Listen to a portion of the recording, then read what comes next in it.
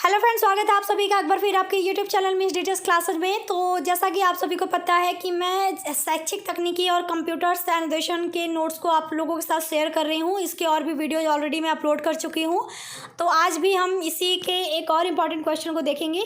तो वीडियो अगर पसंद आती है तो प्लीज़ वीडियो को लाइक कर दीजिएगा, शेयर कर दीजिएगा। चैनल पर पहली बार आए तो प्लीज़ चैनल को सब्सक्राइब जरूर कर दीजिएगा। और अगर आपको इसका पीडीएफ चाहिए आज के इस वीडियो की, तो इस क्वेश्चन की पीडीएफ के लिए आप लिंक जाके देख सकते हैं। डिस्क्रिप्शन बॉक्स में मैं लिंक दे दूंगी पीडीएफ का, जाइए वहाँ से इसे डाउनलोड भी कर सकते हैं आप इसे। और बाकी अगर आप इस पेपर की और भी वीडियोज़ को चाहते हैं और तो लिंक उसकी मिल जाएगी। आप प्लेलिस्ट जाइए, वहाँ पे इसकी और भी वीडियोज़ आपको देखने को मिलेंगी इस पेपर की। तो फिलहाल शुरू करते हैं अपनी ये वीडियो।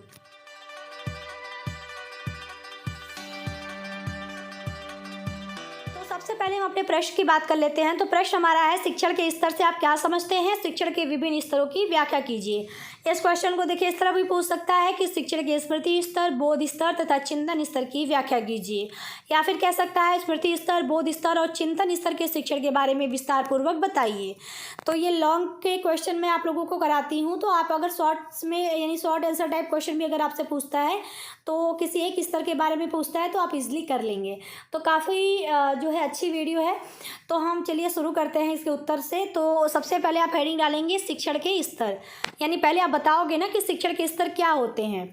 तो एक बात बताओ, जैसे आपने देखा होगा घर बनता है तो घर हम कहते हैं कि घर बहुत मजबूत बना है, तो उसके लिए सब लोग क्या देखते हैं कि घर का जो नींव है वो मजबूत है कि नहीं। अगर घर का नींव मजबूत होता है तो हम कहते हैं घर भी काफ़ी मजबूत होगा। तो जो नींव है वही यहाँ पर शिक्षण के स्तर हैं। तो शिक्षण का स्तर क्या है? वो आधार है जिसके माध्यम से हम क्या करते हैं, छात्रों का बौद्धिक विकास करते हैं। यानी शिक्षण के स्तर की मदद से बच्चों का क्या होता है, बौद्धिक विकास होता है। तो स्तर का मतलब देखो, आप इस तरह समझो कि सीढ़ी देखो, आपको नीचे से, अगर घर में आप नीचे फ्लोर पे रहते हो, आपको ऊपर वाले फ्लोर पे जाना है, तो हम सीढ़ी की मदद लेते हैं। तो हम एक एक स्टेप आगे रखते हैं ना, एक एक स्टेप आगे रखते रखते फिर हम अपने वो सबसे ऊपर जहाँ पे हमको पहुँचना था वहाँ पे पहुँच जाते हैं। तो वो जो स्टेप है, वो जो सीढ़ियाँ हैं, वही क्या है, शिक्षण के स्तर। यानी इसी एक एक स्तर पे आगे बढ़ते हुए हम बच्चों का क्या करते हैं, छात्रों का क्या करते हैं, बौद्धिक विकास यानी मानसिक विकास करते हैं। तो शिक्षण के स्तर क्या हो जाएगा, वो एक सीढ़ी का काम करता है जिससे बच्चों का क्या होता है, बौद्धिक विकास होता है। तो शिक्षण का स्तर क्या है, वह आधार है जिसके माध्यम से छात्रों का बौद्धिक विकास यानी मानसिक विकास किया जाता है। और आप एक चीज़ और बताओ कि सीढ़ी पे आप ऐसे बढ़ते हो, एक मतलब आगे बढ़ते हो, सीढ़ी पे चढ़ते हो, तो आप एक एक स्टेप क्रमबद्ध तरीके से बढ़ते हो ना, ऐसा तो नहीं। देखो अब यहाँ पे कुछ लोग बोलेंगे कि नहीं, हम पहले से तीसरे पे चले जाते हैं। लेकिन एक नॉर्मल, अगर आप पहली बार चलना शुरू करोगे, अगर सीढ़ी चढ़ोगे, तो आप धीरे धीरे ही शुरू करोगे और नॉर्मली लोग वैसे ही चढ़ते हैं। ठीक है, यहाँ पे अपना दिमाग नहीं लगाइएगा। एक क्रमबद्ध तरीके से आप, ऐसा नहीं कि नीचे हो अचानक सबसे ऊपर चले गए, ऐसा नहीं होगा ना। आप एक क्रम से यानी नीचे से धीरे धीरे आगे बढ़ते तब ऊपर पहुँचोगे। तो वो जो सीढ़ी पे हम क्रमबद्ध तरीके से आगे बढ़ते हैं, तो शिक्षण के स्तर में भी क्या है कि हम इसमें जो छात्रों का है बौद्धिक विकास हम करते हैं, वो कैसे करते हैं, क्रमबद्ध तरीके से। यानी नीचे से शुरू करते हैं और धीरे धीरे हम उसके बौद्धिक स्तर को बढ़ाते जाते हैं, यानी हम ऊपर चढ़ते जाते हैं, ऊपर चलते जाते हैं। ठीक, तो शिक्षण का स्तर क्या है, समझ में आ गया। एक आधार है जिसके माध्यम से हम क्या करते हैं, बच्चों का बौद्धिक विकास करते हैं। और इसमें हम बौद्धिक विकास जो करते हैं वो एक क्रमबद्ध तरीके से करते हैं। अब जो शिक्षण है, और शिक्षण देखिए, हमारे चाहे बौद्धिक पक्ष हो, हमारा मानसिक पक्ष हो, हमारा शारीरिक पक्ष हो, हर पक्ष को हमारा जो शिक्षण है वो हमको प्रभावित करता है। अगर हमको शिक्षण मिलता है तो हमारा बौद्धिक पक्ष भी विकसित होता है, हमारा मानसिक पक्ष भी विकसित होता है, यानी हम सोचने समझने लग जाते हैं। और हमारा शारीरिक पक्ष यानी हम अपने शरीर को भी बेहतर रखते हैं। जब हमारे पास ज्ञान होता है, नॉलेज होता है, हमको शिक्षण मिलता है, क्योंकि हमें पता है कि एक स्वस्थ जो शरीर होता है, यानी अगर आपका शरीर ही स्वस्थ नहीं है तो आपका जो मस्तिष्क है, यानी जो आपका बौद्धिक विकास है, वो डेवलप अच्छे से नहीं होगा। तो वो लोग कहते हैं ना कि एक स्वस्थ शरीर में ही स्वस्थ मस्तिष्क का जो है निर्माण होता है। तो जो शिक्षण है वो हमारे तीनों पक्षों का विकास करती है। ठीक है, अब हम आगे बढ़ते हैं, क्योंकि हमारा शिक्षण के स्तर के बारे में ही बताना है। तो इसमें जो शिक्षण का स्तर है वो 3 तरह से होता है, यानी इसके जो प्रकार है वो 3 प्रकार हैं। तो शिक्षण के स्तर को 3 भागों में विभाजित किया गया है। पहला स्मृति स्तर, दूसरा बोध स्तर या समझ स्तर, तीसरा चिंतन स्तर। ठीक है। तो वो जो सीढ़ी है, सबसे पहले उस सीढ़ी में सबसे नीचे कौन सा स्तर है? स्मृति स्तर। यानी देखो, सबसे पहले छोटे बच्चे को हम याद कराने को कहते हैं ना, जो LKG UKG के बच्चे हैं उसे कहते हैं कि तुम इस चीज़ को याद करो। उसे हम मतलब ये कहते हैं कि तुमको ये समझ में नहीं आएगा, इसलिए बस तुम उसे याद करो कि 2 2 जा 4, 2 3 जा 6, ऐसे हम उसको कैलकुलेट मतलब याद कराते हैं। लेकिन नॉर्मली ये भी तो हम उसे समझा सकते थे कि नहीं बेटा 2 देखो, 2 में 2 जोड़ोगे एक बार तो 4 आएगा, 2 में फिर 2 + 2 करोगे तो 6 आएगा। तो ऐसे 2 को 3 बार जोड़े तो 6 आ गया, 2 को 4 बार जोड़े तो 8 आ गया। हम ऐसे भी तो बता सकते थे, लेकिन हमें पता होता है कि बच्चा उस लेवल पर, यानी एक LKG UKG का बच्चा उस लेवल पे उसकी समझ नहीं होती कि वो मतलब चीज़ों को इस तरह से, उसका दिमाग ऐसा, उसकी बौद्धिक विकास ऐसा नहीं होता कि वो ये समझ पाए कि नहीं 2 को हम एक बार और जोड़ेंगे तो 4 हो जाएगा, एक बार और जोड़ेंगे तो 2 + 2 कर देंगे तो 6 हो जाएगा। वो इस चीज़ को नहीं समझ पाएगा। तो उसे हम केवल ये कहते हैं कि आप इस जो गुणा है इसको याद कर लो, पहाड़ा जो है इसको याद कर लो, टेबल जो है इसको याद कर लो कि 2 1 जा 2, यानी 2 1 कम 2, 2 दूनी 4, 2 3 6। ये हम बच्चों को रटवाते हैं, तो रटवाते हैं उस स्टेज पर। तो यानी सबसे पहला जो स्तर है शिक्षण का, उसमें क्या करते हैं हम? स्मृति स्तर का, इसमें हम याद करवाते हैं। ठीक है। तो छोटे बच्चों के लिए देखिए ये स्तर सबसे बेहतर होता है, यानी छोटे बच्चों का हम यहीं से शुरुआत कराते हैं। फिर बोध स्तर या समझ स्तर में देखिए क्या होता है, इस चीज़ को हम आगे अभी डिटेल में देखेंगे, बस मैं यहाँ आपको समझा रही हूँ ताकि आपको अच्छे से समझ में आ जाए। बोध स्तर या समझ स्तर, इसके नाम में है कि बच्चा अब समझने लगेगा। तो पहले हमने जब बच्चों को पहाड़ा बता दिया, आप खुद सोचो, आप जब छोटे थे तो आप केवल पहाड़ा रख लिए, फिर जब आप धीरे धीरे बड़े हुए तो आपको ये समझ में आया कि ये पहाड़ा तो याद करने वाला ही नहीं था, इसको तो हम ऑटोमेटिक समझ के भी लिख सकते थे, याद करने की ज़रूरत ही नहीं थी। तो आपके अंदर एक समझ विकसित हो गई। और चिंतन स्तर में कि आप जो है चीज़ों को आप बहुत ब्रॉड लेवल पे आप सोचने समझने लगे हो।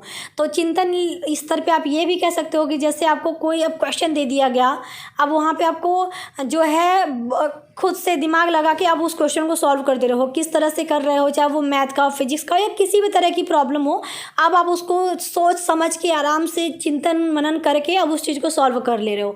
तो वहाँ पे हमारा डेवलप होता है चिंतन स्तर। तो ये भी होता है जो जैसे आप बड़े हो गए हो, आपके सामने कोई समस्या आ गई तो आप क्या करते हो, सोचते विचारते हो ना कि यार इस चीज़ को इस तरह मैं प्रॉब्लम सॉल्व करूँ तो शायद हो जाएगा। तो आप एक चिंतन करने लगते हो, एक मनन करने लगते हो, तो वो हमारा होता है चिंतन स्तर। तो ये 3 स्तर में शिक्षण को बांटा गया है। तो सबसे पहले क्या होता है? स्मृति स्तर। फिर क्या आता है सीढ़ी पे दूसरा पावदान, क्या मतलब जो हम सीढ़ी बनाते हैं, शिक्षण की सीढ़ी अगर हम कहें तो सबसे नीचे आएगा स्मृति स्तर, फिर आएगा बोध स्तर, फिर सबसे ऊपर आएगा चिंतन स्तर। ठीक है। तो अब हम एक एक करके सभी स्तरों को देखेंगे। तो पहला हमारा है स्मृति स्तर। तो लिखेंगे स्मृति एक मानसिक प्रक्रिया है जो प्रत्येक प्राणी में किसी न किसी मात्रा में पाई जाती है। पहले मैं पढ़ देती हूँ फिर मैं समझाऊंगी ताकि आपको अच्छे से समझ में आ जाए। वस्तुतः जब व्यक्ति किसी वस्तु, पदार्थ, स्थान आदि को देखता है तो उन सब की प्रतिमा या चिन्ह उसके मस्तिष्क में बन जाता है। इन्हीं संचित चिन्हों अथवा पूर्व समय में सीखी हुई बातों को याद करना ही स्मृति कहलाती है। स्मृति वह आधार है जिसमें छात्रों के मानसिक स्तर के एक स्मृति पक्ष को आधार बनाकर शिक्षा प्रदान की जाती है। तो अब पहले इतना समझ लेते हैं फिर नीचे वाली लाइन को समझेंगे। तो देखो स्मृति, क्योंकि स्मृति मतलब होता है याद करना, तो स्मृति क्या है? एक मानसिक प्रक्रिया है, मतलब हमारे मस्तिष्क में एक प्रक्रिया होती है, हम नॉर्मली जो है चीज़ों को याद कर लेते हैं। अब प्रत्येक प्राणी जो है, मतलब हम ये कहें तो हर एक प्राणी में किसी न किसी मात्रा में स्मृति पाई जाती है। हम कहते हैं ना कि तुम्हारी याददाश्त बहुत अच्छी है, तुम्हारी याददाश्त जो है वो थोड़ी कमज़ोर है, तुमको ज़्यादा समय तक चीज़ें याद नहीं रहती, तुमको बहुत ज़्यादा समय तक चीज़ें याद रहती हैं, लेकिन कुछ न कुछ मात्रा में, किसी न किसी मात्रा में प्रत्येक प्राणी में स्मृति यानी एक मेमोरी पावर जो है वो होती ही है। अब ऐसा होता है ना कि अगर जैसे आप कहीं गए, किसी स्थान को देख लिया कि या किसी वस्तु को देख लिया, किसी भी चीज़ कहीं भी पहुंच गए आप, तो वहाँ पर कुछ भी अगर आपको दिखाई देता है तो आप उसकी एक इमेज या उसकी एक प्रतिमा अपने दिमाग में बना लेते हो, याद कर लेते हो।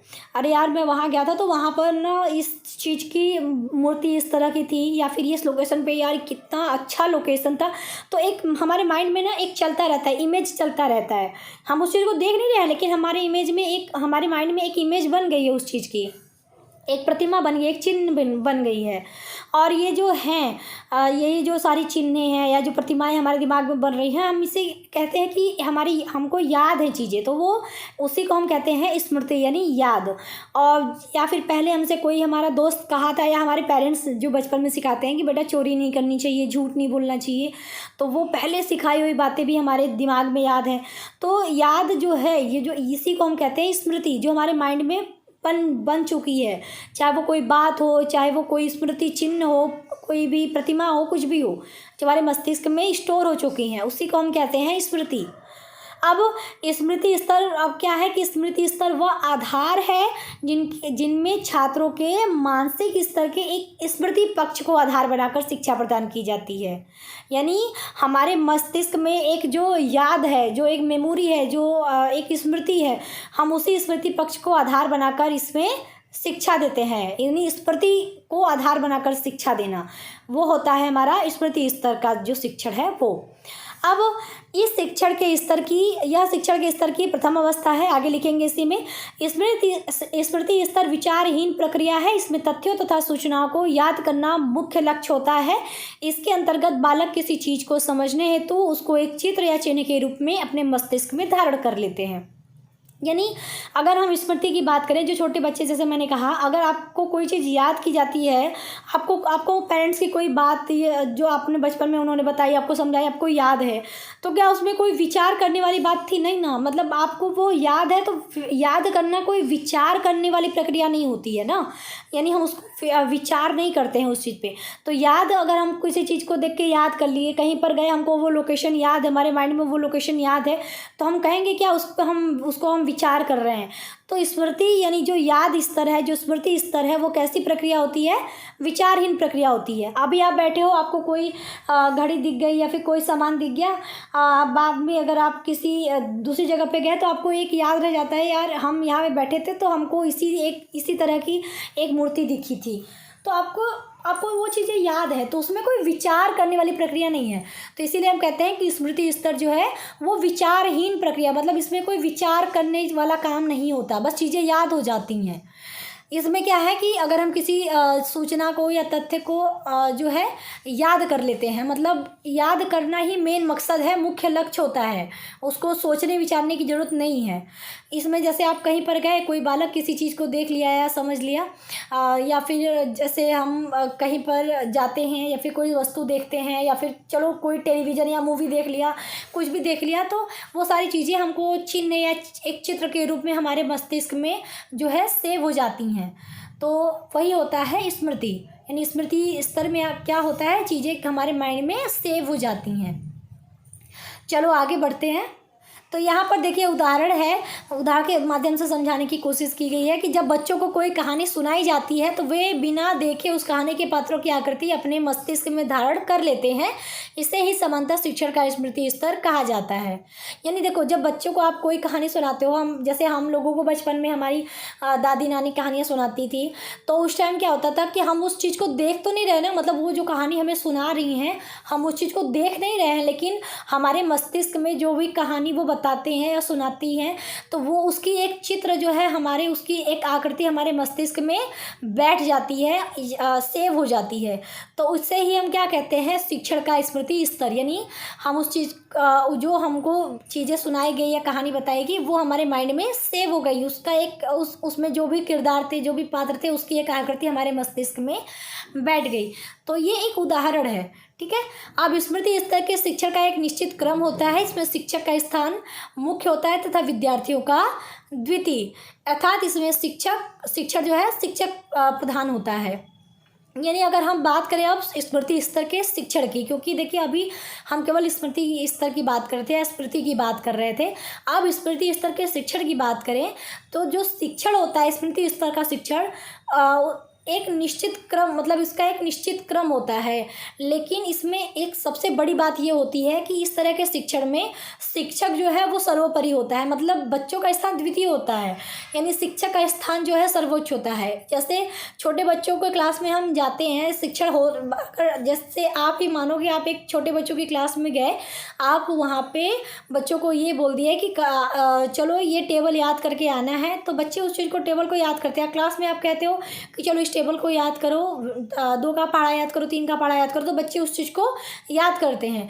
तो किसका स्थान सर्वोपरि हुआ? शिक्षक का ना। मतलब यहाँ पे जो है अगर हम बात करें किसका ओहदा ज़्यादा बड़ा है, तो शिक्षक का ओहदा ज़्यादा बड़ा है, यानी शिक्षक यहाँ पर प्रधान होता है, यानी शिक्षक ऑर्डर दे रहा है, शिक्षक उनको बोल रहा है, बच्चे केवल उस चीज़ को फॉलो कर रहे हैं। तो इस तरह के शिक्षण में, स्मृति स्तर के शिक्षण में क्या होता है, शिक्षक का स्थान महत्वपूर्ण होता है और बच्चों का उतना महत्वपूर्ण नहीं होता। तो प्रथम स्थान यानी मुख्य स्थान शिक्षक का होता है, द्वितीय स्थान विद्यार्थी का होता है। तो ये आपने समझ लिया क्या होता है स्मृति स्तर का शिक्षण। अब स्मृति का वर्गीकरण देख लीजिए। स्मृति के कई प्रकार होते हैं, तो मैं यहाँ पे प्रकार के बारे में डिटेल नहीं बताऊंगी, तो आप यहाँ केवल लिख लीजिएगा, क्योंकि देखिए इसमें हमको मेन स्मृति स्तर के शिक्षण की बात करनी है। अब स्मृति के प्रकारों की बात नहीं करनी, लेकिन हम यहाँ पे केवल बता देंगे कि स्मृति के इतने प्रकार होते हैं। तत्कालिक स्मृति, स्थायी स्मृति, सक्रिय स्मृति, निष्क्रिय स्मृति, व्यक्तिगत स्मृति, अव्यक्तिगत स्मृति, यांत्रिक स्मृति, रटंत स्मृति और तार्किक स्मृति। तो इतने प्रकार स्मृति के, आप नहीं भी लिखोगे तो कोई प्रॉब्लम नहीं है, लेकिन मुझे लगा अगर स्मृति आ गया है टॉपिक में तो इसके प्रकार के बारे में बस नाम बता दें कि इतने प्रकार भी होते हैं स्मृति के। अब बात करते हैं स्मृति स्तर की अवस्थाएं। तो देखिए स्मृति स्तर की कितनी अवस्थाएं होती हैं, तो स्मृति स्तर की 4 अवस्थाएं होती हैं, यानी जो याद करने वाला स्तर है इसमें 4 अवस्था होती है। क्या क्या? पहला होता है अधिगम। तो जब किसी व्यक्ति के व्यवहार, अनुभव, अभ्यास और प्रशिक्षण में वांछित परिवर्तन लाया जाता है या लाने का प्रयास किया जाता है तो उसे अधिगम कहते हैं। स्मृति के स्थिरीकरण हेतु अधिगम का बेहद अहम योगदान होता है। अब देखो अधिगम का देखो सिंपल सा मतलब होता है, अधिगम मतलब होता है सीखना।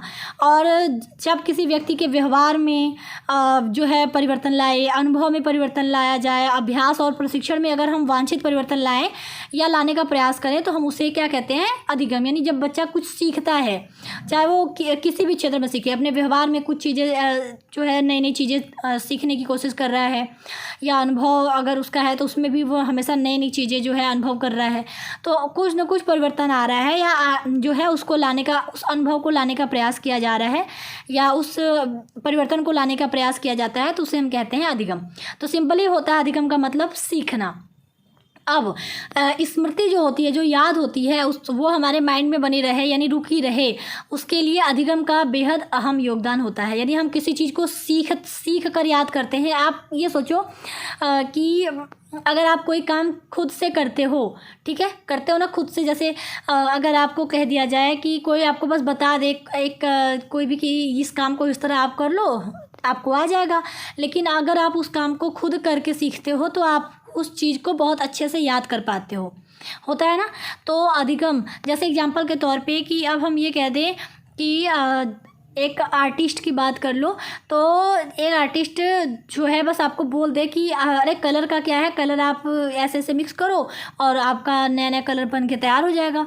लेकिन अगर आप खुद कलर मिक्स करके एक नया कलर बनाओ, यानी खुद से वो चीज़ एक्टिविटी खुद से कर लो, तो आपको वो चीज़ें अच्छे से याद हो जाएंगी। तो जब आप सीखते हो तो स्मृति के स्थिरीकरण में जो है वो काफ़ी महत्वपूर्ण हो जाता है। तो स्मृति के स्थिरीकरण में अधिगम का एक बेहद अहम योगदान होता है। यानी जब हम सीखते हैं किसी चीज़ को तो वो हमारे माइंड में अच्छे से याद हो जाती है, यानी वो जो हम सीख कर कोई चीज़ हमारे माइंड में रुकती है या याद होती है तो वो बहुत ज़्यादा समय तक जो है स्थायी रूप से बनी रहती है। तो ये हो गया अधिगम, पहला हमारी अवस्था होती है स्मृति स्तर की। दूसरी होती है धारण। तो सीखी हुई पाठ्य वस्तु या संस्कारों को मस्तिष्क में स्थायी रूप से बनाए रखना धारण कहलाता है। जब व्यक्ति का मस्तिष्क किसी बात को अधिक समय तक धारण किए रहता है तो उसे उसकी स्मृति बहुत अच्छी होती है। अब अधिगम हो गया पहला हमारा अवस्था, यानी अधिगम का होना बहुत ज़रूरी होता है स्मृति के जो है स्थिरीकरण के लिए, स्मृति को बने रहने के लिए। इसके अलावा धारण है कि जो भी पाठ्य वस्तु या चीज़ें हम सीखे हुए हैं वो हमारे मस्तिष्क में जो है स्थायी रूप से बनी रहे, उसको हम क्या कहते हैं? धारण। यानी अगर हम किसी चीज़ को चलो सीख लिए या कोई भी टॉपिक हम आज जो है याद कर लिए तो वो लंबे समय तक जो है वो लंबे समय तक हमारे मस्तिष्क में बनी रहे, इसको हम कहते हैं धारण। हम कहते हैं ना कि अरे तुमने क्या धारण किया है। धारण का मतलब कि उसको बनाए रखना, स्थायी रूप से बनाए रखना। तो जब हम स्मृति की बात करते हैं तो स्मृति का मतलब कि मस्तिष्क में वो चीज़ें हम बनाए रखेंगे। तो मस्तिष्क में स्थायी रूप से बनाए रखना किसको, जो भी सीखी हुई चीज़ें हैं, जो भी सीखी हुई पाठ वस्तु या संस्कार, जो भी चीज़ें हैं उसको बनाए रखना मस्तिष्क में, वो भी स्थायी रूप से, उसे हम कहते हैं धारण। अब जैसे बात करें कि हम अपनी ही बात करें कि अगर हमारे मस्तिष्क में अगर कोई भी बात बहुत अधिक समय तक अगर हम धारण किए रहते हैं तो हम ये कहते हैं ना कि तुम्हारी याददाश्त बहुत अच्छी है। जैसे तुम कोई सी बात को बहुत लंबे समय तक अपने माइंड में बैठाए रहो, अपने माइंड में धारण किए रहो, तो हम कहते हैं कि तुम्हारी याददाश्त बहुत अच्छी है। तो वही है कि अगर किसी के माइंड में, किसी व्यक्ति के मस्तिष्क में कोई भी बात अगर बहुत अधिक समय तक वो धारण रहती है तो उसकी याददाश्त यानी उसका जो स्मृति पावर है वो बहुत अच्छी होती है। तीसरा अवस्था है प्रत्यास्मरण। तो सीखे अनुभवों को चेतना में लाना प्रत्यास्मरण कहलाता है। व्यक्ति की स्मृति का अच्छा अथवा बुरा होना उसके भूतकाल में सीखे हुए अनुभवों को पुनः स्मरण करने पर ही निर्भर करता है। अब जैसे बहुत लंबे समय तक हम धारण किए, अपने मस्तिष्क में धारण किए रहे तो वो हम कहते हैं स्मृति। अब प्रत्यास्मरण क्या कहता है, जैसे होता है ना कि हम कुछ चीज़ें बहुत बचपन में किए रहते हैं लेकिन फिर हम उस चीज़ को नहीं कर रहे हैं, लेकिन अब हमें उस चीज़ की ज़रूरत है तो उस चीज़ को हम वापस से कर पा रहे हैं। तो ये जो प्रोसेस है वो होता है प्रत्यास्मरण। यानी अगर हम कुछ अनुभव सीखे हुए, नहीं जो सीखे हुए अनुभव हैं उसे चेतना में लाना जो है वो प्रत्यास्मरण कहता है। मतलब फिर से हम उसे स्मरण कर लिए। तो अगर आप किसी चीज़ को लगातार देख के याद करो लेकिन वो बात बहुत पुरानी हो चुकी है तो आपने उससे बहुत पहले सीखा था वो चीज़। जैसे आप कुछ दिन, जैसे अब इसका एक सीधा एग्जांपल कि आप बचपन में साइकिल चलाना सीखे थे, ठीक है, आपको ये पता चल गया कि साइकिल में हमको किस तरह से बैलेंस, आपको याद है कि हमने इस तरह से सीखा था, हम साइकिल आराम से चला लेंगे।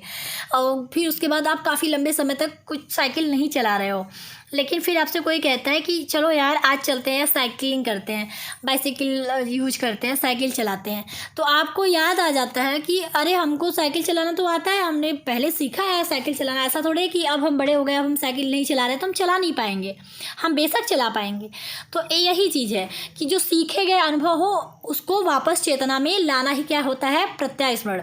अब व्यक्ति की स्मृति का अच्छा या बुरा होना जो है भूतकाल में जो सीखा हुआ अनुभव है, यानी उसने भूतकाल में साइकिल चलाना सीखा था तो वो अगर पुनः उसको याद कर ले उस बात पर निर्भर करता है। अगर उसको वो चीज़ अच्छे से याद है तो हम कहते हैं कि उसकी स्मृति बहुत अच्छी है। अगर उस चीज़ को वो अच्छे से याद नहीं कर पा रहा है तो हम कहते हैं कि तुम्हारी स्मृति उतनी अच्छी नहीं है, तुम्हारी याददाश्त उतनी अच्छी नहीं है। तो हमारा ये होता है थर्ड अवस्था स्मृति स्तर की। चौथा है पहचान। तो किसी वस्तु या व्यक्ति को देखकर यह बता देना कि हमने उसे पहले कहीं देखा है या नहीं, पहचान कहलाता है। तो ये तो आप लाइन पढ़ के ही समझ पा रहे होगे।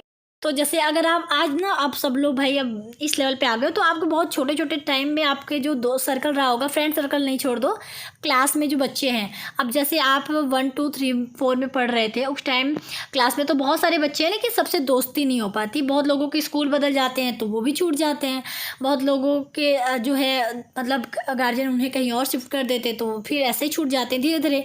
लेकिन फिर अचानक से क्या होता है कि आज आपके सामने वो क्लासमेट जो आपका था वो टकरा गया, क्लासमेट जो थी वो टकरा गई आपसे, मतलब मिल गई रास्ते में, तो आपको याद आ गया है। उसको देख के आप ये बता दो कि अरे हमने तुम्हें कहीं तो देखा है, तुम्हें हमने पहले कहीं तो देखा है। तो अगर वो देख के बता दे तो अच्छी बात है। तो वही चीज़ है कि अगर किसी व्यक्ति या वस्तु को देखकर यह बता दे कि हमने उसे पहले कहीं देखा है या नहीं, यही क्या कहलाता है, पहचान कहलाता है। तो ये था इसकी 4 अवस्थाएं, यानी स्मृति स्तर की कितनी अवस्थाएं होती हैं, 4 अवस्थाएं। अब अच्छी स्मृति की विशेषता देखें तो अच्छी स्मृति हम कहेंगे कि जिसमें शीघ्र अधिगम होता है। यानी देखो ये बहुत इंपॉर्टेंट टॉपिक नहीं, इसलिए मैंने इसे छोटा ही रखा है, मतलब नाम ही लिख दिया है। तो आप कहोगे कि एक अच्छी स्मृति क्या होती है। आप जैसे हम कहें कि तुम्हारी याददाश्त बहुत अच्छी है, इसके लिए क्या कहेंगे, तो एक ये शीघ्र अधिगम होना चाहिए, ठीक है। यानी अगर आपका अधिगम आप चीज़ें बहुत जल्दी सीख लेते हो तो हम कहेंगे कि आपकी स्मृति बहुत अच्छी है। या दूसरा ये है विशेषता कि स्थायित्व तो होना चाहिए। यानी अगर आप किसी चीज़ को अच्छे से बहुत लंबे समय तक स्थायी रूप से याद कर पाते हो तो हम कहेंगे कि आपकी स्मृति बहुत अच्छी है। या किसी चीज़ को अगर आप पुनः स्मरण कर पा रहे हो तो हम कहेंगे कि आपकी स्मृति अच्छी है। तो ये जो स्मृति की अवस्थाएँ थी यही तो चीज़ है ये हमारी अच्छी स्मृति की विशेषता। समझ गए। यानी इसी चीज़ को हमने यहाँ पे शॉर्ट फॉर्म में बस लिख दिया है कि अगर आपसे केवल ये पूछता है कि अच्छी स्मृति की विशेषता क्या है तो आप ये पॉइंट लिख सकते हो। तो अभी आपने जो देखी 4 अवस्थाएं वही अवस्थाएं यहाँ पर आप चौथा पॉइंट भी आप डाल के पहचान लिख लो कि अगर आप किसी चीज़ को पहचान लेते हो देखकर पहले तो कि आपने पहले कहीं देखा है कि नहीं तो वो आपकी स्मृति अच्छी है। तो चाहे अवस्था चाहे आपकी विशेषता पूछे तो आप यही सारी चीज़ें लिख लीजिएगा। अब हम बात करते हैं इसमें। देखिए स्मृति स्तर के शिक्षक का प्रतिमान यानी मॉडल, तो हम इसके बारे में यहाँ पे शेयर नहीं करेंगे, हम केवल नाम बता देते हैं। उद्देश्य यानी सबसे पहले हम उद्देश्य के बारे में बात करते हैं, फिर उसकी संरचना के बारे में बात करते हैं, फिर सामाजिक प्रणाली की बात करते हैं, फिर इसके मूल्यांकन प्रणाली की बात करते हैं। तो प्रतिमान के बारे में मैं यहाँ डिस्कस नहीं करूँगी क्योंकि एक शब्द सीमा होती है। अगर आप लॉन्ग के क्वेश्चन भी देखेंगे तो उस शब्द सीमा के अंतर्गत ही आपको चीज़ें लिखनी होती हैं। तो अगर मैं यहाँ पे मॉडल के बारे में भी बताऊँगी तो फिर वीडियो बहुत ज़्यादा ही लेंथी हो जाएगी, तो आप उतना एग्जाम में भी नहीं लिख पाओगे। तो अगर आप और अलग से ये अगर पूछा नहीं है तो आपको ये अलग से लिखने की ज़रूरत नहीं है, लेकिन अगर आपसे अलग से पूछता है तो आप बताइएगा कि क्या आपसे अलग से प्रतिमानों के बारे में पूछता है हर स्तर के। तो अगर आप बोलेंगे हाँ तो फिर मैं तीनों जो आपके स्मृति, बोध और चिंतन स्तर हैं उन तीनों स्तर के प्रतिमान भी आपके साथ शेयर करूँगी, लेकिन इस वीडियो में नहीं, वो एक अलग वीडियो में। ठीक है, फिलहाल के लिए हम आगे बढ़ते हैं। अब बारी आती है स्मृति स्तर के शिक्षण की प्रमुख विशेषताएं। अब हम विशेषताएं देख लेते हैं कि इस शिक्षण में, इस स्मृति स्तर के शिक्षण में क्या क्या चीज़ें होती हैं, यानी ये स्मृति स्तर का शिक्षण किस प्रकार का होता है। तो पहला है कि स्मृति स्तर का शिक्षण विचारहीन होता है, यानी इसमें विचार करने की जरूरत नहीं होती कि चीज़ों को हम केवल याद कर लेते हैं। दूसरा है स्मृति स्तर के शिक्षण में शिक्षक का स्थान प्रमुख होता है और छात्रों का गौड़, क्योंकि इसमें शिक्षक अगर हमें कह देता है कि तुम इस चीज़ को याद करो तो बच्चे क्या करते हैं, उस चीज़ को केवल याद करते हैं। तो जो मुख्य स्थान है वो शिक्षक का होता है। तो ये चीज़ अभी मैंने आपको पहले अभी डिस्कस भी की इस चीज़ के बारे में, तो दोबारा से करने की कोई मतलब ही नहीं है। तो आगे बढ़ते हैं। इसमें छात्र बिना समझे या विचार के तथ्यों या सूचनाओं को रट लेते हैं। यानी अगर इसमें क्या होता है कि अगर शिक्षक हमें कह देता है कि इस चीज़ को याद कर लो, तो या इस सूचना को बस आप लोग याद कर लो या इस तथ्य को याद कर लो, तो हम लोग क्या करते हैं, केवल उस चीज़ को उस पर कोई सोचना विचारना वाला काम नहीं करते, हम केवल उस चीज़ को याद कर लेते हैं। ठीक है, तो इसमें केवल रट लिया जाता है बिना सोचे समझे। चौथा है शिक्षक तथा छात्रों के बीच किसी प्रकार की सार्थक अंतःक्रिया नहीं होती है। देखो, जब शिक्षक ने कहा कि इस चीज़ को केवल आप याद कर लो, आपने उस चीज़ को याद कर लिया, तो उसमें अंतःक्रिया हुआ कहाँ, क्योंकि अंतःक्रिया तब होगा जब शिक्षक और छात्र दोनों बराबर जो है अपना पार्टिसिपेशन दिखाए शिक्षण प्रक्रिया के दौरान। यानी दोनों के मध्य जो अंतःक्रिया है वो सार्थक तभी होगी जब दोनों का स्थान मायने रखता है। अगर शिक्षक ही इसमें सर्वोपरि है, छात्र का स्थान जो गौड़ है, तो सिंपल सी बात है कि शिक्षक का स्थान प्रमुख होने की वजह से शिक्षक और छात्र के मध्य जो है किसी तरह की अंतःक्रिया नहीं होती, कोई सार्थक अंतःक्रिया, मतलब अंतःक्रिया तो होती है लेकिन कोई सार्थक अंतःक्रिया नहीं होती, क्योंकि बच्चे बिना सोचे समझे चीज़ों को याद कर लेते हैं। तो वो जब तक कुछ बिना सोचे समझे अगर कोई काम करेंगे तो उसमें वो क्या करेंगे, क्या वो अपनी बात रख पाएंगे? नहीं, अपनी बात रखने के लिए उन्हें उस चीज़ को सोचना समझना पड़ेगा। लेकिन स्मृति स्तर का जो शिक्षण है तो इसमें केवल आपको स्मृति मतलब याद करने पर ही जोर देना है। इस तरह के शिक्षण में तो शिक्षक ने अगर कुछ कहा तो बच्चे उस चीज़ को याद कर लिए, तो शिक्षक और छात्र के मध्य किसी भी तरह की सार्थक अंतःक्रिया नहीं होती है। पांचवा है स्मृति स्तर के शिक्षा में बौद्धिक क्रियाओं का अभाव रहता है। यानी बौद्धिक क्रियाओं का मतलब यानी बच्चा जो है चीज़ों को जब सोचने विचारने वाला काम करेगा तो हम कहते हैं कि उसका बौद्धिक विकास, बौद्धिक क्रिया बहुत अच्छी है। लेकिन इसमें क्या होता है, बच्चा केवल याद कर रहा है चीज़ों को, तो इसमें जो बौद्धिक क्रियाएँ हैं यानी जैसे हम कहते हैं ना कि इसमें दिमाग लगा के काम करो, तो जब दिमाग लगाने का काम तब करता है बच्चा जब चीज़ों को सोचता समझता है। तो जब बिना सोचे समझे काम हो रहा है तो बौद्धिक क्रियाओं का तो अभाव होगा इसमें। तो इस तरह की शिक्षा में बौद्धिक क्रियाओं का अभाव होता है। अगला है, इस प्रकार के शिक्षण में कक्षा का वातावरण नीरस होता है, क्योंकि शिक्षक ही प्रमुख होता है, बच्चों का स्थान गौण होता है। शिक्षक ने कुछ कहा, बच्चे याद कर लिए, तो क्लास का जो माहौल है, जो वातावरण है, वो कैसा होगा? नीरस होगा। बच्चे जो है वो इंटरेस्ट, मतलब जो बच्चे जो है अपनी बात नहीं रख पाएंगे, वो केवल सुने जा रहे हैं, याद किए जा रहे हैं, बस याद किए जा रहे हैं। तो एक जो इन्वायरमेंट है क्लास का, वो कैसा होता है? बोरिंग होता है, नीरस होता है। अगला है, इसमें कम समय में अधिक ज्ञान प्राप्त कर सकते हैं।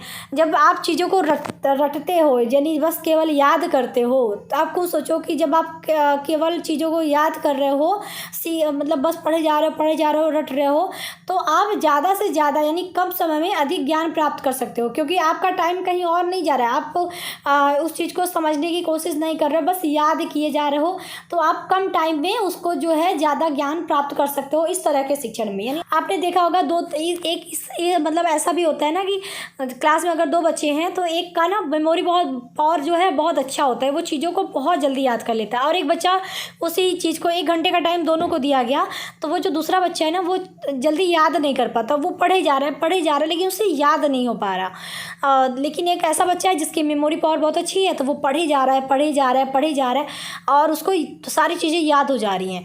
तो कौन ज़्यादा ज्ञान प्राप्त कर पाया? जिसकी रटने की क्षमता ज़्यादा थी, जिसकी याद करने की क्षमता ज़्यादा थी।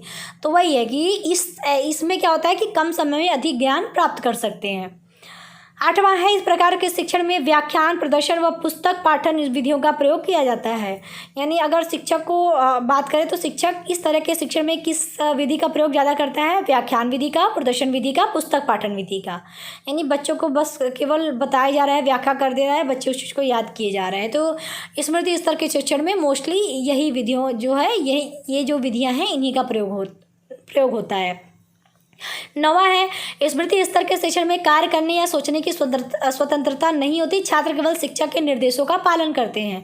यानी जो इस तरह का शिक्षण है, स्मृति स्तर का शिक्षण है, इसमें बच्चे को ये नहीं कि सर हमको ये प्रैक्टिकल करके देखना है कि कैसे हो रहा है, या फिर उसे सोचने की स्वतंत्रता नहीं होती। यानी शिक्षक ने बस कह दिया कि 2 + 2 4, तो 2 + 2 4 ही होगा, 2 + 2 + 2 6, तो 2 + 2 + 2 6 ही होगा।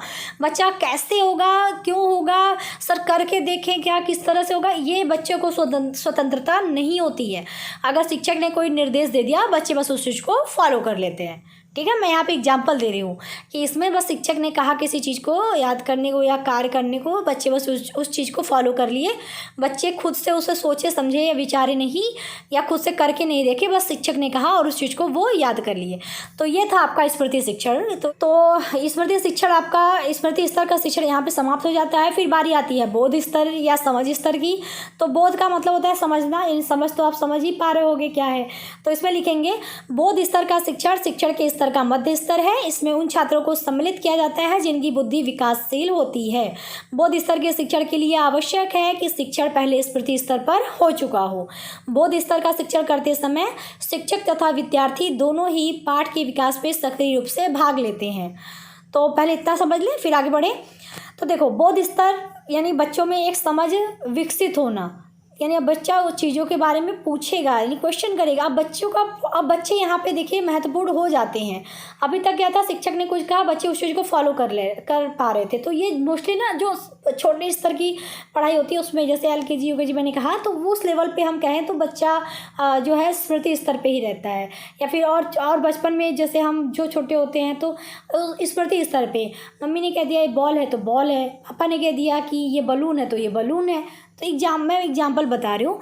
तो अब समझ का स्तर जो है, आप सिंपल सी बात है, सीढ़ी पे आगे बढ़ रहे हो तो सबसे पहले आपका स्मृति स्तर हो चुका होगा, तभी आप में समझ आएगी, यानी आप उस चीज़ के बारे में जानते हैं। तो अब आप क्वेश्चन करेंगे, जैसे मैंने कहा कि बच्चों को कह दिया कि टेबल याद कर लो, 2 × 1 = 2, 2 × 2 = 4, 2 × 3 = 6। तो अब बच्चा पूछेगा कि ये कैसे हो गया, यानी जैसे अब 2 + 2 चलो जोड़ दोगे तो 4 आ गया ना, तो ये कैसे हो गया। तो 2 × 2 = 4 में 2 + 2 किया तो 4 आ गया। तो अब बच्चा समझने लगा। तो तो ये तो मिडिल स्तर है, सिंपल सी बात है। अब इसमें जो है उन छात्रों को, जैसे बात की गई कि इसमें किस तरह के छात्र आएंगे, तो इसमें उन छात्रों को सम्मिलित किया जाता है जिनकी बुद्धि क्या हो, विकासशील हो, मतलब जो सीखने, जो मतलब विकसित भी नहीं कहेंगे, मतलब जो विकास कर रहा है, ऐसा मस्तिष्क बच्चों का जो अब विकसित हो रहा है, धीरे धीरे आगे बढ़ रहा है, जिसकी बौद्धिक क्षमता धीरे धीरे बढ़ रही है। तो बुद्धि क्या हो, विकासशील हो, धीरे धीरे आगे बढ़ रही हो उनकी बौद्धिक क्षमता। और इसमें एक कंडीशन ये है कि ऐसे जो बोध स्तर का शिक्षण है, इसमें यह जरूरी होता है कि बच्चे का जो है स्मृति स्तर का शिक्षण वो हो चुका हो, यानी स्मृति स्तर का शिक्षण हो जाने के बाद ही हम बोध स्तर के शिक्षण की बात करते हैं। तो बोध स्तर का शिक्षण करते समय अब देखिए, मैंने कहा था ना, इसमें अब विद्यार्थी भी सक्रिय हो जाता है, तो अध्यापक और विद्यार्थी दोनों ही पाठ के विकास में सक्रिय रूप से भाग लेते हैं। यानी अध्यापक अब कुछ बच्चे को बता रहे हैं तो बच्चा वहाँ पे पूछ सकता है कि ये चीज़ कैसे हो गई, तो अब अध्यापक उस चीज़ को बताएगा। तो शिक्षक भी यहाँ पे महत्वपूर्ण है और विद्यार्थी भी, यानी अब दोनों सक्रिय रूप से भाग ले रहे हैं इसमें। ठीक है, तो आगे है इसी में अब कि बोध स्तर के शिक्षण में शिक्षक छात्रों के समक्ष पाठ्य वस्तु को इस प्रकार प्रस्तुत करता है कि छात्रों को बोध के लिए अधिक से अधिक अवसर मिले और छात्रों में आवश्यक सूझबूझ उत्पन्न हो। बोध स्तर पर विद्यार्थियों को सामान्यीकरण तथा सिद्धांत व नियमों एवं तथ्यों के संबंध में बोध कराने पर बल दिया जाता है। यदि शिक्षक को अपने इस प्रयास में सफलता मिलती है तो विद्यार्थियों में नियमों को पहचानने, समझने तथा उन्हें प्रयोग करने की क्षमता विकसित हो जाती है। यानी ओवरऑल क्या है कि अब शिक्षक जैसे शिक्षण कर रहा है, तो शिक्षक क्या करता है, छात्रों के समक्ष कोई भी टॉपिक पढ़ा रहा है, कोई भी पाठ्य वस्तु पढ़ा रहा है, कोई भी चीज़ पढ़ा रहा है या बता रहा है बच्चों को, तो अब छात्रों को इसमें अवसर मिलता है ज़्यादा से ज़्यादा चीज़ें जानने के लिए। यानी अब क्योंकि जो है अब ज़्यादा से ज़्यादा उसे मौका मिल रहा है, अध्यापक कुछ बता रहा है तो क्योंकि बच्चों की बुद्धि यहाँ पे विकासशील बुद्धि है, क्योंकि विकसित हो रही है, तो बच्चों के अंदर क्यूरियोसिटी होती है, जानने की एक रुचि होती है कि ये चीज़ क्यों हो रही है, तो बच्चा वहाँ पे क्वेश्चन पूछता है। तो बच्चे के अंदर हम आवश्यक जो है बच्चों को एक अवसर देते हैं कि आप बच्चा अपनी बात भी रख पाए, अपने क्वेश्चन रख पाए, तो फिर अध्यापक उस चीज़ को बताता है। तो वही चीज़ है कि इसमें अध्यापक क्या करता है, पाठ्य वस्तु को इस प्रकार प्रस्तुत करता है कि बच्चे को भी ज़्यादा से ज़्यादा मौका मिले चीज़ों को समझने का, जानने का, और साथ ही साथ बच्चों में आवश्यक सूझबूझ उत्पन्न करने का। यानी बच्चा उस चीज़ को अब समझे कि ये चीज़ अगर हो रही है तो क्यों हो रही है। तो यहाँ पर बोध स्तर के शिक्षण में इस तरह का शिक्षण होता है। और इसमें क्या होता है कि अगर हम किसी बच्चे को कोई नियम, सिद्धांत या कोई भी तथ्य बता रहे हैं, उसके संबंध में कुछ भी बता रहे हैं, तो बच्चों को हमें अब उस चीज़ को केवल ये ना कह दे कि इस सिद्धांत को आप लोग याद कर लो या इस नियम को केवल आप लोग याद कर लो। अब अध्यापक क्या करता है, नियम को बताता है और उस सिद्धांतों के बारे में बच्चों को बताता है कि बच्चा उस चीज़ को समझ के याद करे। यानी अब बच्चे के अंदर क्या उत्पन्न हो रही है, समझ उत्पन्न हो रही है। और अगर अध्यापक उस चीज़ को बताने में सफल रहा तो वो हम कैसे देखते हैं कि अगर बच्चा उस चीज़ को समझ के मतलब उस जो नियम, सिद्धांत या जो भी टॉपिक अगर अध्यापक बता रहा है, अगर हम बच्चे को वो चीज़ समझ में आ जाता है तो हम कहते हैं कि अध्यापक जो है सफल रहा इस चीज़ में, शिक्षण में। तो वही चीज़ है कि इसमें मोस्टली क्या होता है कि अध्यापक और बच्चे दोनों सक्रिय होते हैं। इसमें बच्चा जो है, अगर अध्यापक कोई भी नियम, सिद्धांत, पाठ्य वस्तु कुछ भी बता रहा है तो बच्चा जो है उस चीज़ के बारे में रुचि रखता है, यानी उस चीज़ के बारे में अब क्वेश्चन कर सकता है, समझ के उस चीज़ को फिर याद करता है। यानी अब वो उस चीज़ को समझने की कोशिश कर रहा होता है कि अगर ये चीज़ हो रही है तो वो क्यों हो रही है।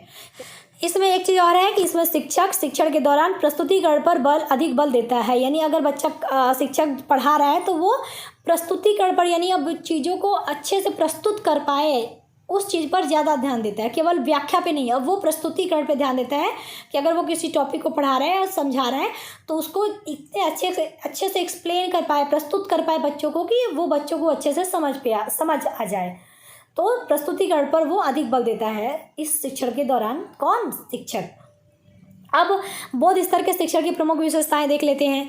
तो इस प्रकार का शिक्षण विचार युक्त होता है, क्योंकि बच्चा जो है सोचने समझने लगता है, तो अब विचार करता है बच्चा कि वो चीज़ें क्यों हो रही है। तो ये विचार युक्त जो होता है इस प्रकार का शिक्षण, यह शिक्षण बोध या समझ पर आधारित होती है। यानी बच्चा आप समझने की कोशिश करता है तो बोध या समझ पर आधारित होती है। इसके द्वारा कक्षा कक्ष में अंतःक्रिया द्वारा छात्रों को प्रत्यय का बोध कराया जाता है। अब अंतःक्रिया का मतलब कि अगर अध्यापक कोई टॉपिक पढ़ा रहा है तो अब विद्यार्थी को अगर वो नहीं समझ में आता है तो वो उस चीज़ के बारे में पूछता है कि अगर ये चीज़ हो रही है तो क्यों हो रही है। तो इसमें अध्यापक और छात्र के मध्य क्या हो रहा है, अंतःक्रिया हो रही है, सार्थक अंतःक्रिया हो रही है। और इसी अंतःक्रिया के माध्यम से अध्यापक क्या करता है, जो भी टॉपिक या प्रत्यय छात्र को पढ़ा रहा होता है उस चीज़ का उसे छात्रों को बोध कराता है। अगला है, इस प्रकार के शिक्षण में व्याख्या करना, बुद्धि युक्त व्यवहार करना, प्रत्यय स्मरण करना तथा पहचानना आदि व्यवहार सम्मिलित होते हैं।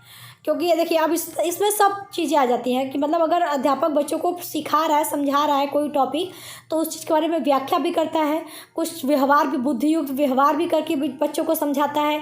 प्रत्यय स्मरण करना भी चीज़ें, यानी बच्चा समझ के चीज़ों को याद कर रहा है तो प्रत्यय स्मरण भी, यानी अगर वो पहले कोई चीज़ सीखा है तो उसका भी उपयोग कर पाता है, और कोई वस्तु अगर वो पहले देखा हुआ होता है तो उसको पहचान भी पाता है। तो इस तरह के शिक्षण में जो है इस तरह के व्यवहार भी सम्मिलित होते हैं, यानी बोध स्तर में, क्योंकि बच्चे के अंदर अब एक समझ आ गई। अगर वो पहले कोई चीज़ देखा हुआ है तो उस चीज़ को पहचान भी जाता है, कोई बात पहले सीखी हुई है तो उस चीज़ को अब याद भी करके तब प्रेजेंट टाइम में उसका यूज कर सकता है। तो बहुत सारी चीज़ें इसमें इन्वॉल्व हो जाती हैं। अगला है, बोध स्तर के द्वारा प्राप्त ज्ञान अधिक प्रभावपूर्ण एवं स्थायी होता है। कोई भी चीज़ अगर आप समझ के याद करते हो तो सिंपल सी बात है, वो अधिक समय तक आपके माइंड में रुका होता है, यानी स्थायी बना रहता है, और अधिक प्रभावपूर्ण भी होता है, यानी आप उस चीज़ को समझ के याद कर पाए, आप उस चीज़ को समझे, तो वो जो ज्ञान है वो कैसा होता है, प्रभावपूर्ण ज्ञान होता है और स्थायी भी रहता है। छठा है, यह शिक्षण छात्रों में सामान्यीकरण, समस्याओं के समाधान या सूझबूझ से निर्णय लेने की क्षमता विकसित करता है। तो अगर बच्चे को समझ में आ जाए, कोई भी टॉपिक अगर अध्यापक ने पढ़ाया तो अगर बच्चे को समझ में आ जाता है तो बच्चा अगर उसके सामने कुछ समस्या है तो उन समस्याओं का, जो चीज़ें वो समझा था उसके मदद से उस समस्याओं का समाधान भी कर सकता है, और किसी चीज़ के बारे में सूझबूझ से निर्णय लेने की जो क्षमता है वो भी उसके अंदर विकसित हो जाती है। तो यानी अब वो सूझबूझ से निर्णय भी ले सकता है। तो ये चीज़ें भी देखने को मिलती हैं। सातवां है, बोध स्तर में शिक्षक पाठ्यवस्तु का विश्लेषण कर उसके तत्वों को तर्कपूर्ण एवं मनोवैज्ञानिक ढंग से व्यवस्थित करके प्रस्तुत करता है।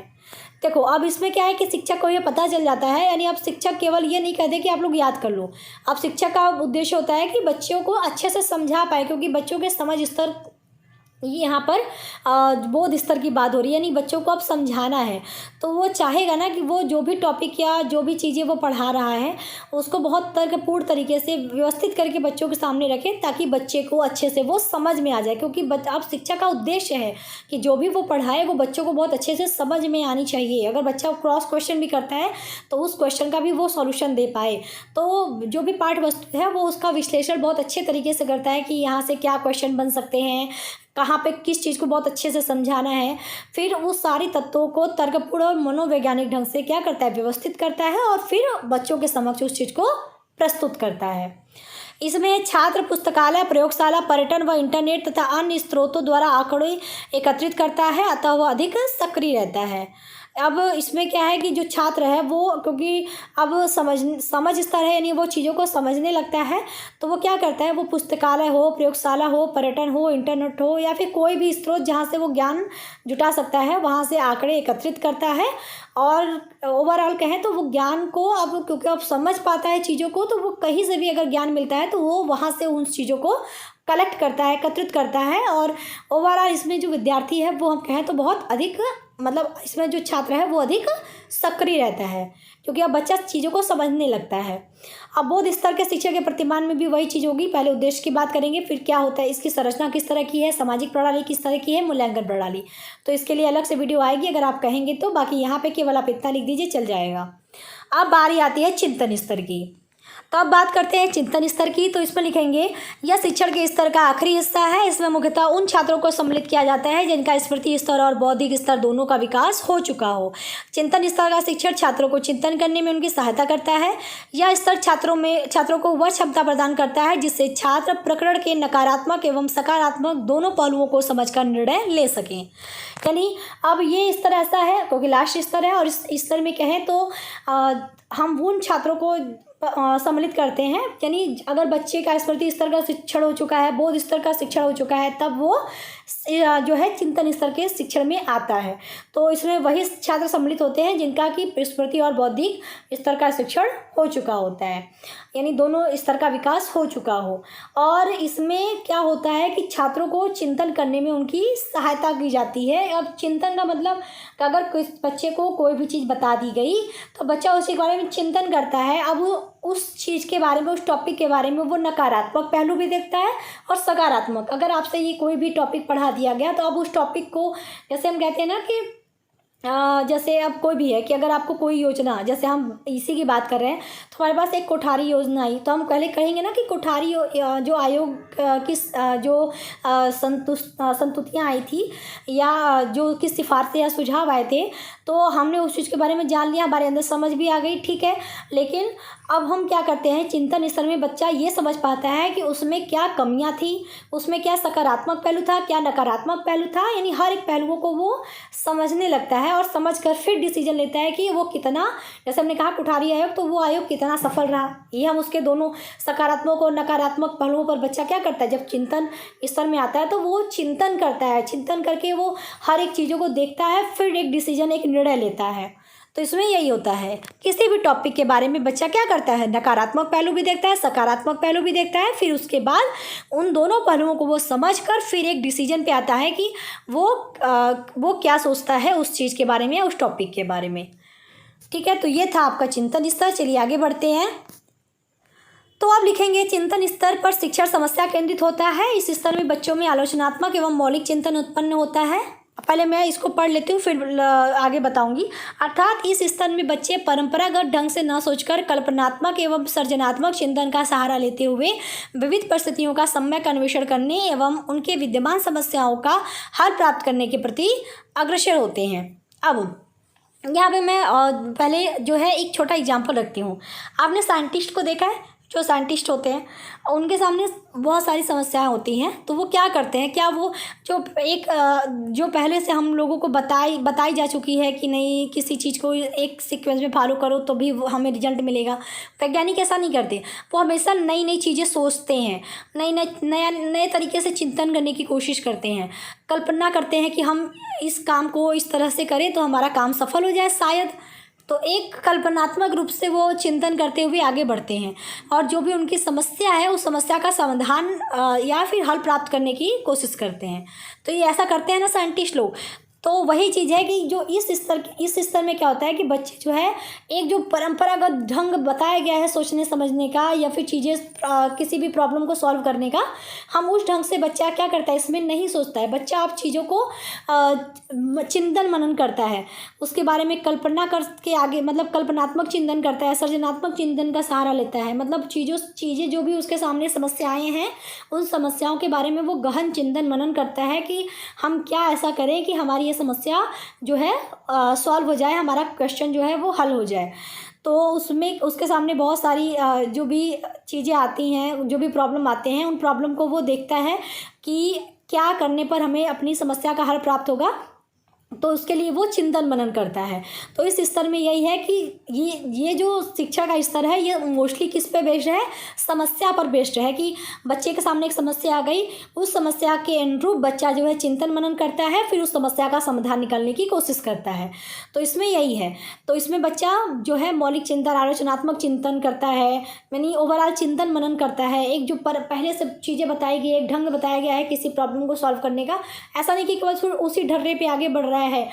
जैसे हम कहें, इसका एक छोटा सा एग्जांपल कि 2+2 करेंगे तो 6 आएगा, है ना। 2+2+2 करेंगे तो 6 आएगा। तो या हम ऐसा, तो बच्चे को हमने केवल यही बताया है।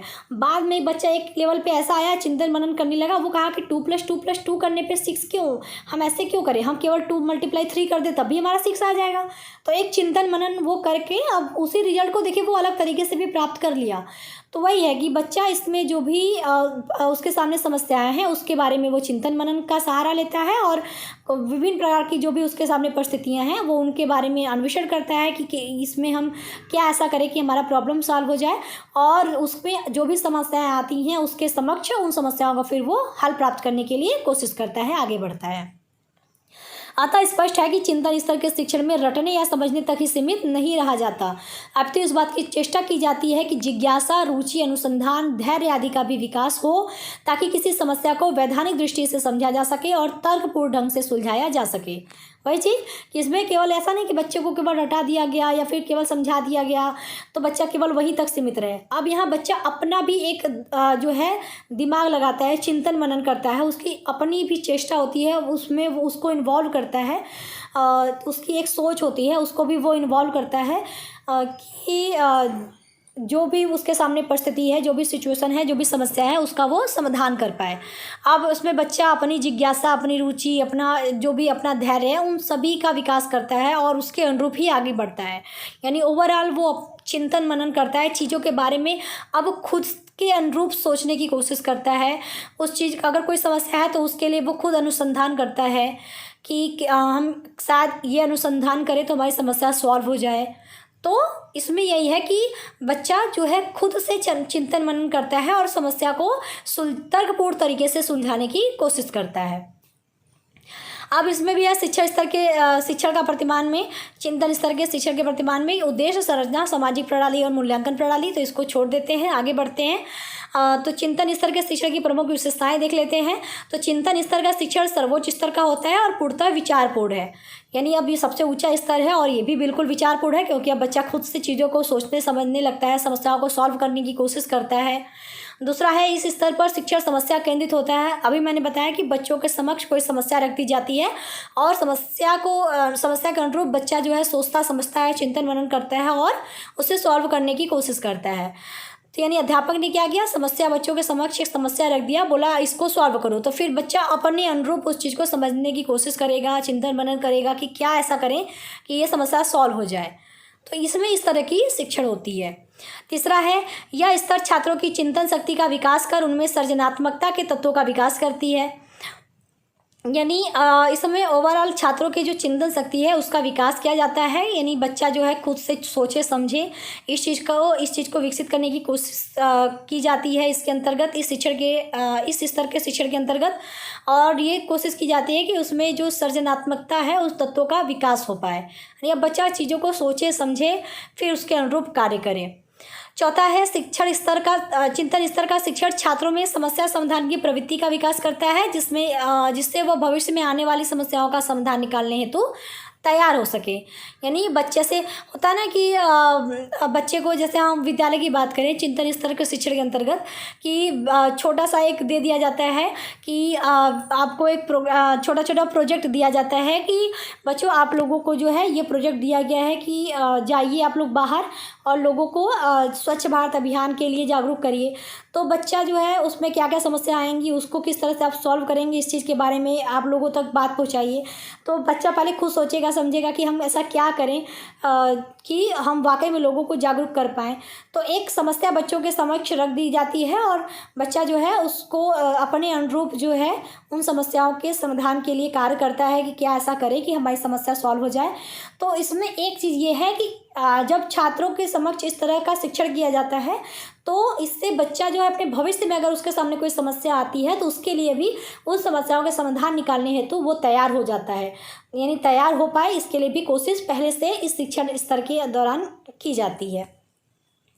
यह स्तर छात्रों को यह समझने में उनकी सहायता करता है कि क्या सही है क्या गलत, क्योंकि जब बच्चों को खुद से चिंतन मनन करने के लिए कहा जाता है तो बच्चा उस चीज़ के हर एक पहलू को देखता है, नकारात्मक सकारात्मक, तो वो ये समझ पाता है कि क्या चीज़ें सही हैं क्या चीज़ें गलत। तो ये भी समझने में कहीं ना कहीं यह स्तर छात्रों की मदद करता है।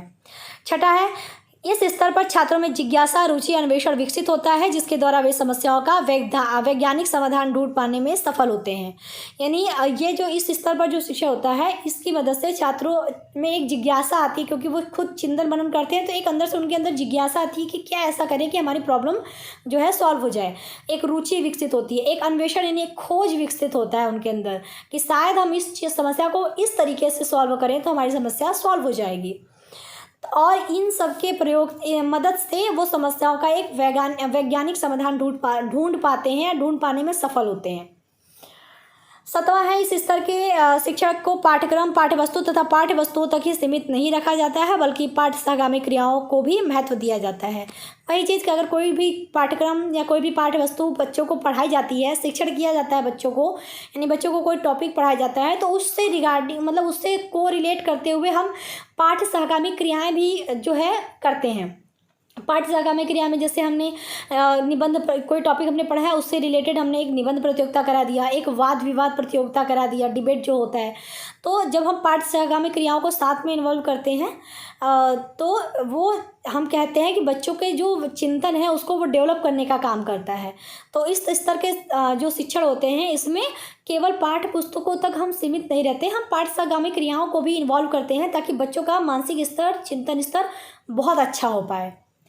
8वां है, उच्च कक्षाओं के स्तर पर यह शिक्षण अधिक उपयोगी होती है, क्योंकि उच्च कक्षा में जाने पर बच्चों का बौद्धिक विकास जो है, क्योंकि बहुत धीरे धीरे अच्छा ही होता चला जाता है, तो बच्चे की सोचने समझने की जो शक्ति है, क्षमता है, वो बढ़ जाती है। इसलिए उच्च कक्षा के स्तर पर यह ज़्यादा उपयोगी होती है। 9वां है, इस स्तर के शिक्षण में सामूहिक वाद विवाद ही शिक्षण की प्रभावशाली व्यूह रचना मानी जाती है। यानी अगर हम बात करें तो ये सामूहिक वाद विवाद जब होता है, जब सभी बच्चे साथ में मिल के किसी टॉपिक के बारे में वाद विवाद करते हैं, तो वो कहीं ना कहीं जो शिक्षण की प्रभावशाली, हम कह सकते हैं कि यह शिक्षण का बहुत प्रभावशाली स्ट्रेटजी है, व्यू रचना है, क्योंकि इसके जब सभी बच्चे आपस में वाद विवाद करेंगे तो हर एक बच्चा दूसरे बच्चे की सोच को समझेगा, सुनेगा, और वो भी कहेगा कि हाँ ये पॉइंट वाकई में सही है, गलत है, वो पॉइंट कितना सही है, क्या गलत है। तो वो हर एक चीज़ों को खुद के माइंड से भी चिंतन करेगा कि कौन इसकी बात बिल्कुल सही है या इसकी बात उतनी कारगर नहीं है, मेरी बात ज़्यादा जो है प्रभावशाली रहेगी। तो चिंतन जो है वो डेवलप होता है, सोचने की जो क्षमता है वो डेवलप होती है। जब सभी बच्चों की बातें हर एक बच्चा सुनता है तो उससे हर एक बच्चे का जो बौद्धिक विकास है वो बहुत अच्छा होता है। तो इस स्तर के जो शिक्षण है, इसमें सामूहिक वाद विवाद ही शिक्षण की प्रभावशाली व्यूह रचना मानी जाती है। तो यहाँ पर आपका चिंतन स्तर का जो विशेषता था वो भी आपने देख लिया। तो इस तरह से आपने देखा शिक्षण के स्तर की कंप्लीट वीडियो, तीनों स्तर के बारे में यहाँ पे मैंने बता दिया। वीडियो थोड़ी लेंदी है आई नो, बट मैंने समझाने की कोशिश की है और उम्मीद करते हैं कि आपको समझ में आया हो। लेकिन फिर भी अगर कोई भी डाउट है तो आप कमेंट करके मुझे बताइएगा, और वीडियो पसंद आए तो प्लीज़ वीडियो को लाइक शेयर और चैनल को सब्सक्राइब कर दीजिएगा। तो मिलते हैं नेक्स्ट वीडियो में, तब तक के लिए टेक केयर, बाय बाय, जय हिंद।